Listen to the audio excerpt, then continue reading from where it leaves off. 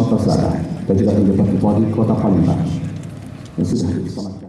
Senin pagi 23 Oktober 2023, PJ Gubernur Sumsel Agus Fatoni memimpin langsung apel gabungan antara Pemprov Sumsel dan Pemkot Palembang di pelataran Benteng Kota Besar Palembang. Usai apel, PJ Gubernur Sumsel Agus Fatoni mengatakan, apel ini sendiri diikuti jajaran kepala OPD di lingkungan Pemprov Sumsel dan Pemkot Palembang, yang bertujuan untuk menyampaikan, memperbaharui informasi, perkembangan pembangunan, dan kebijakan, serta memberikan motivasi kepada seluruh pegawai untuk meningkatkan kinerja. Apel gabungan ini juga dilakukan untuk memperkuat silaturahmi antara Pemprov Sumsel dan Pemkot Palembang guna membangun iklim yang kondusif. Menciptakan iklim yang kondusif dengan kumpul bersama-sama.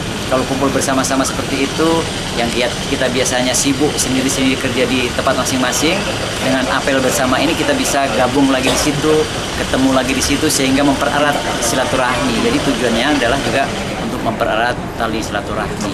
Kemudian yang juga memberikan informasi dan arahan terkait dengan kebijakan-kebijakan pemerintah dan apa yang harus dilakukan oleh jajaran di lingkungan pemerintah daerah. Sementara itu, PJ Wali Kota Palembang Ratu Dewa mengatakan jika apel gabungan ini bertujuan agar PJ Gubernur Sumsel dapat memberikan pembinaan dan motivasi kerja kepada PNS dan non-PNSD di lingkungan pemerintah Kota Palembang. Ya, beberapa waktu yang lalu memang saya minta kesediaan beliau untuk melakukan pembinaan terhadap para pegawai negeri sipil maupun non-PNSD dengan harapan akan memberikan motivasi kerja, termasuk beberapa hal tadi sudah disampaikan pesan-pesan oleh Bapak Gubernur. Alhamdulillah syukur beliau berkenan untuk melakukan dan menjadi pembina apel dan memberikan banyak saran, masukan kepada para pegawai kita tadi. Saya kira itu.